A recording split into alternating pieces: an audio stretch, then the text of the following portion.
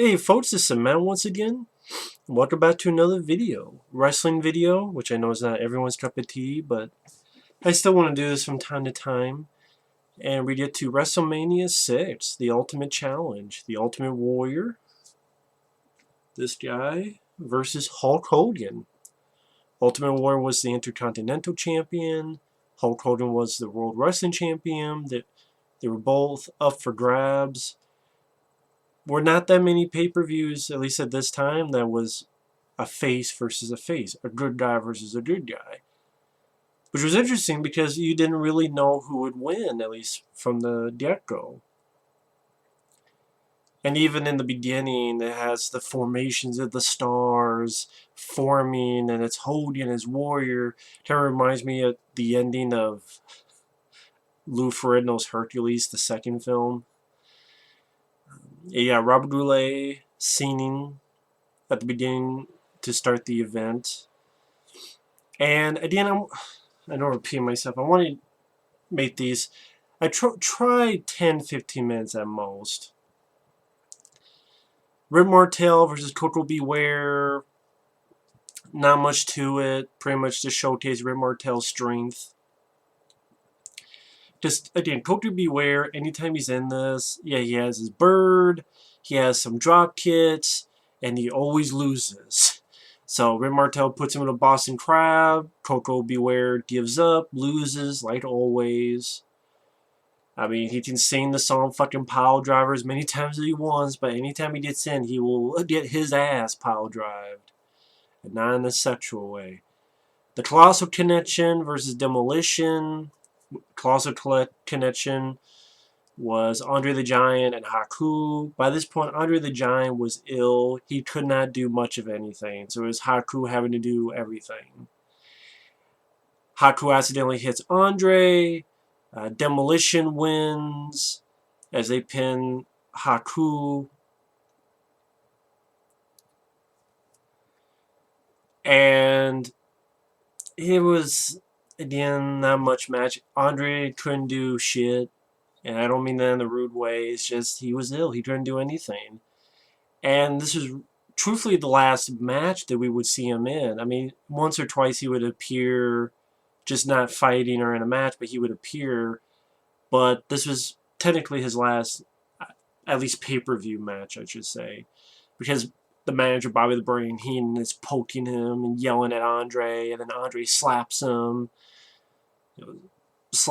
Well, actually, he gets slapped by Bobby the Brain Heenan, and then Andre slaps him back. And then Haku tries to kick him, but Andre grabs the foot and beats up Haku, and sort of him kind of becoming a good guy again. And he would only appear like one or two more times. I know at one point he came out, in one of the pay-per-views after this, he comes out with the Bushwhackers. And at that time he was on crutches, which is sad. But again, you know, he was ill because of how he was a giant. So really, I mean, the match really, it was just there for the ending so that Bobby the Brain Heenan can slap Andre and poke at him, and Andre can beat up Bobby the Brain Heenan and Haku and become a good guy again. It's just, the match itself was there. Again, it was pretty much Demolition versus technically one guy, Haku, for most of it. Earthquake versus Hercules. Pretty much just to show the strength of Earthquake because he would battle Hulk Hogan and SummerSlam. And I liked Earthquake, so it was nice to see him in there. He's one of those guys I remember as a kid, whether as a villain, part of the natural disasters with him and Typhoon. And him and Hercules have a test of strength. Shoulder tackles with no effect by Hercules. Hercules tries to do pretty much the torture rat that Lex Luger would do later on, but instead Earthquake does some big powerful elbows down to the ground on Earthquake. There's the Earthquake bomb, which pretty much going back and forth and jumping on top of him and sitting on him. Yeah, big guy, and when he sits, boom, lands his ass right on your chest, you're not going to move. too much. So, pretty much, let's take a guy in the past who is a tough guy, Hercules, big, strong guy, and let's have our newer guy beat him so that he'll be building him up for Hogan. So, it was nice to see, because I like Earthquake. I know the guy has passed away, and actually, I think the guy who played Hercules passed away too, but I liked him. Brutus Beefcake versus Mr. Perfect. I had some fun with this. Beefcake punches and roundhouse punches Mr. Perfect, so Perfect goes over the rope. Kicks him, Atomic drops him, body slams him, clotheslines him, rams him to the corner. But Mr. Perfect gets some offense, beats him up with the belt, gives some punches and kicks of his own, slapping. But then Beefcake does a slingshot, so Perfect hits the post, and Beefcake wins. And they say, "Oh my God, what was it? His perfect streak is at an end." And I'm thinking, but then I thought Hulk Hogan beat Mr. Perfect? It wasn't on a pay-per-view, but I thought he beat him on one of those, I don't know, Saturday night's main events or something. Maybe it was before this, or maybe it's just his perfect record via pay-per-view. And before we go on, one thing I mentioned is they mentioned this on Wikipedia, and it is true. I mean, this is 1990, and all the people that have passed away. I mean, for example, Andre the Giant, of course, has passed away. Both Earthquake and Hercules have passed away. Mr. Perfect and this has passed away. The next match, Roddy Piper and Bad News Brown, they've both passed away. The Hart Foundation, the Bolsheviks, Barbarian versus Tito. There's a match with Dusty Rhodes, his manager Sapphire, Miss Elizabeth versus Macho Man Randy Savage and Sensational Sherry, who is his partner, his manager. All 5 of those people have passed away.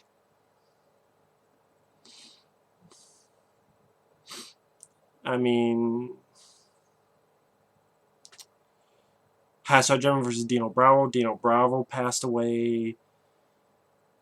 Ted DiBiase versus Snake Roberts. Big Bossman versus a team. Big Bossman has passed away. Rick Rude versus Snooker. Rick Rude passed away. Ultimate Warrior versus Hogan. Ultimate Warrior passed away. So it's weird watching this. I'm like, I'm sure there's some that I missed, but those are the ones I know for sure. They passed away. So many people. This is 1990. I mean, granted, it's when I was 7 years old, but still, I bet if you go back and look at they even mentioned this, if you go back and look at, say, the Super Bowl in 1990, I bet a lot of those people are still alive, but then you look at this and so many people are gone. It's just sad. Again, Hercules, Earthquake, Mr. Perfect, Roddy Piper, Bad News Brown, Dusty Rhodes, Sapphire, Miss Elizabeth, Macho Man Randy Savage, Ultimate Warrior, Sensational Sherry, Dino Bravo, Big Boss Man, Ravishing Rick Rude. Just really sad. So it was kind of, what was nice about watching it is seeing these guys there on the screen again. I mean, I wouldn't say it's one of my favorite WrestleManias, but I did like the last match between Warrior and Hogan. I do think that was the best match on the WrestleMania 6. I mean, Roddy Piper vs. Bad News Brown really wasn't much. That's the one where Roddy Piper came out. Half his body was black, half his body was white. I guess he was playing psychological games with Bad News Brown, but it just seemed weird to do that. Just a lot of grappling, punching, it's changing. Throws Bad News Brown to an exposed turnbuckle. Piper has his glove that I guess it's legal as punching him.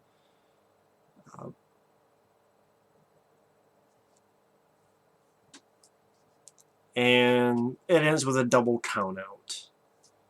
So really nothing was... This was a feud, and nothing got settled, because they both got count out. Nothing really... There's not much of an ending. And that's one problem I have with this, is that 3 matches end in a count out. 3. Piper vs. Bad News Brown ends in a count out. And there's 2 more that I'll get to, but 3 of them end in a count out. 3 of them. That's a double count out, which I find lame. It's because Piper doesn't want to lose and Bad News Brown didn't want to lose. So I'm thinking, don't put them together, to be honest. The Hart Foundation versus the Bolsheviks, nothing much. Pretty much, they do... Hart Foundation does their finishing move and beats the Bolsheviks in like 20 seconds. So blink and you miss it. It was cool because I like the Hart Foundation. Bret the Hitman Hart. See them do their finishing move. It was cool to see that and them get a win. And it was quick that it didn't get boring. The Barbarian versus Tio Santana, honestly, 2 people I don't care about. I mean, Tio Santana does his flying clothesline. Well, I should say, well, flying clothesline from the top rope, and Tio Santana gets beat. I mean, really what it is, it's to show that the Barbarian is tough. Here's a new tough guy. I think he was... Was he Power and Glory, or was he... No, was he, he was something else. He was, fuck. I think he was the group that was with... that fought against Demolition Line. I know someone's going to mention it, and you can look it up, but the Barbarian and the Warlord were a tag team, and now, you know, they went separate and became different characters. For some reason, I forgot the names of them. I'm sure if you look on Wikipedia, they'll show it. Like, you just click on the Barbarian, they'll tell you. But pretty much to show that the Barbarian is a tough motherfucker and beats Tio Santana. Not much of a match. Dusty Rhodes, his manager Sapphire, and then their secret weapon, Miss Elizabeth, versus Macho Man Randy Savage, who is a bad guy, and his manager, Sensational Sherry. It was pretty much guy-girl versus guy-girl. So if a guy tags in, it has to be another guy. If a girl tags in, it has to be another girl. And it was fun to watch, and the fact that I like Dusty Rhodes, I like Macho Man Randy Savage, I miss those guys. And the fact that all 5 of them are no longer with us. It was fun to watching that. Miss Elizabeth helps, slaps Sensational Sherry, Dusty and Sapphire win. Again, it's not much of a match technically, but I had some fun because of the people involved. Dusty Rhodes, he's a great wrestler. Miss the guy. What he got in this time, pretty much you could tell Vince McMahon was just fucking with him because making him wear those polka dots, and he didn't get to do too much in this era of WWE. WWF, I'll just call it WWF. But I have fun for what it was. Bobby the Brain Heenan does a great interview about, you know, Andre and how he's going to start a new family, one who will listen to me.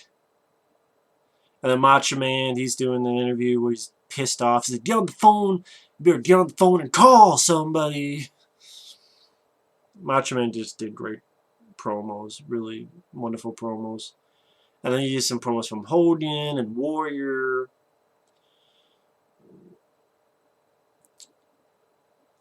It's not in this one, but I always remember the one before this.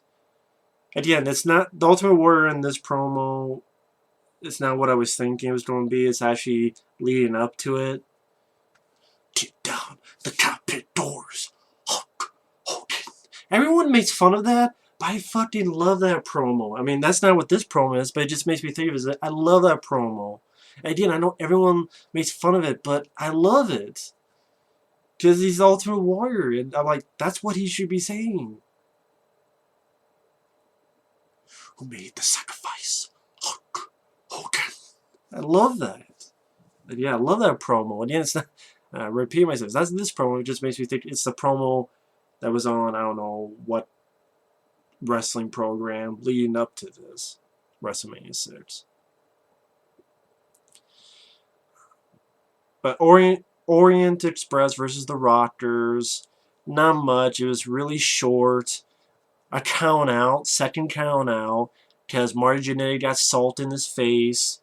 And there's even a moment where he gets salt in his face and he trips over the steel grate fence, almost falls to the audience. And the Rockers lose again by a count out.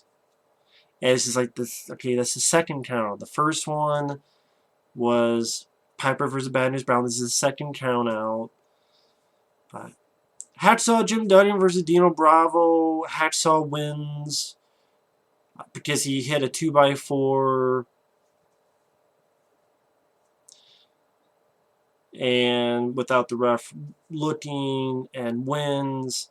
But then Earthquake fucks up Hacksaw Jim Duggan and does a bunch of, Earthquake bombs. Again, showing that Earthquake is sort of the big villain, and he's going to be a guy that's going to deal with Hulk Hogan later on, aka SummerSlam. But Dino Bravo, it's sad what happened to him. I mentioned this before, how the guy, I guess he was involved with illegal cigarette stuff, and the Mafia wasn't too happy that he was getting on their business, taking money away from him, whatever you want to call it, and then he got shot like a shitload of times. Right, I don't like the wrestler character, and he didn't really do anything for me, but, that's sad for almost anyone to go through. But the match itself is not much. Ted DiBiase versus Jake the Snake Roberts. Overall, I liked it. There was some nice back and forth. I like Jake the Snake Roberts. But this is the third count-out loss. And Jake the Snake loses via count-out. I'm like, Jake the Snake can't get much of a good deal in these stuff. I mean, he loses via count-out of this bullshit stuff.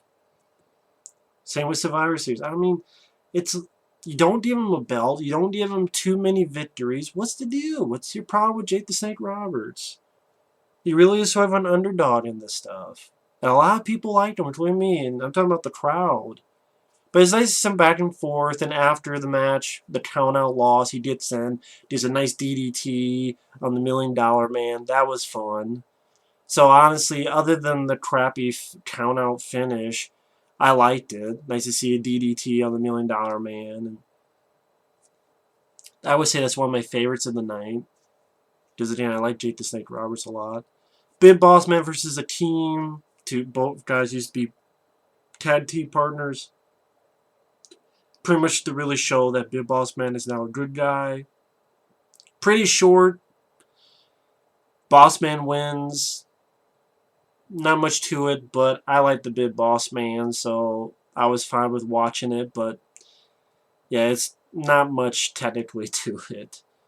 It's like, oh, cool, I like Big Boss Man. This is, him becoming the good guy. Cool. Rick Rude versus Snuka. Not much to say.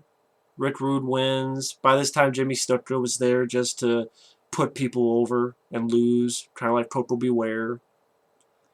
And it's like, yeah, let's have Rick Rude beat him because when Warrior's going to be champion, he's going to fight Ultimate Warrior and SummerSlam, which is what happened. I mean, so overall, I said 10, 15 minutes is 20 minutes. See, I can't do it. Overall, I would say it's one of the lesser WrestleManias, to be perfectly honest. Other than the Warrior versus Hogan. It shows the build-up and shoving each other. And then the match tests their strength. Warrior gets slammed and gets up. And then Hogan gets slammed. Then clothesline each other. Going back and forth. And it's definitely the longest match. It was definitely the one that... Once in a while, there's a hold they do. It seems like they hold it forever. But I thought it was a good match. And I do think it was the best match on the card. Now, you could say maybe that's because they gave him the most time. Maybe that's because they had the story of two good guys who were, at the time, two of the biggest guys in the company going at each other. Maybe it was because the crowd, Hogan and Warrior, Hogan, really split. Maybe it's a surprise that I don't think a lot of people were expecting Ultimate Warrior to win. It was like Hogan did lose, and he lost 1, 2, 3. Hogan lost, and whether you want to say it's the story, whether you want to say it's the time they were given, I still really enjoyed it. I thought it was a lot of fun. I think it's one of Hulk Hogan's better matches, as well as Warrior. Actually, with Warrior, I would say my favorite match is the next WrestleMania, WrestleMania 7. I always thought him and Savage had the best match. Not only WrestleMania 7, but that's actually one of my favorite WrestleMania matches is Macho Man versus Warrior at WrestleMania 7. The way it ended for both of them, the afterward for Macho Man, I just thought it was just, people say I know Warrior's not the greatest technical wrestler, and there's a lot of problems behind the scenes and what happened. Whatever's true or not, let's also remember Vince McMahon's a lying motherfucker as well. And Vince McMahon is not really and truthfully Hulk Hogan, they're not really the two guys to trust either. Bottom line, there's a lot of full of shitters in WWF, so who knows? I wasn't there. I wasn't the fly on the wall. But to say the guy never had a good match is bullshit. This is a good match, and my favorite is the next WrestleMania, WrestleMania 7. But Warrior versus Hogan was a lot of fun. So, again, Ridgewood versus Snooker, not much to it. Big Boss Man versus a team, short, but I like Big Boss Man, but not too much to it. Pirate vs. Bad News Brown, to be honest, kind of sucked. Count out finish was lame. Double count out. Hard Foundation vs. Bolsheviks, pretty short, 20 seconds. Barbarian versus Tito, just to show Barbarian was give him some strength. Dusty Rhodes, Macho Man, just nice to see those guys together. And as well as Miss Elizabeth. Earthquake versus Hercules, I like Earthquake just to show that he's a big guy who's a tough guy. Build him up for Hogan. And I already talked about the rest. So, probably what saved this was the Hogan Warrior match. That was definitely the best one. So, overall, it's okay. It's not one of my favorites. But it's okay. But there's quite a few matches I just like, yeah. But that's just my opinion. Again, definitely the Hogan Warrior match was the match that people were looking forward to and was the best match of the night. Which is surprising to some people, but at least that's my opinion. Either way, thanks for watching, take care, and see you in the next video. Later.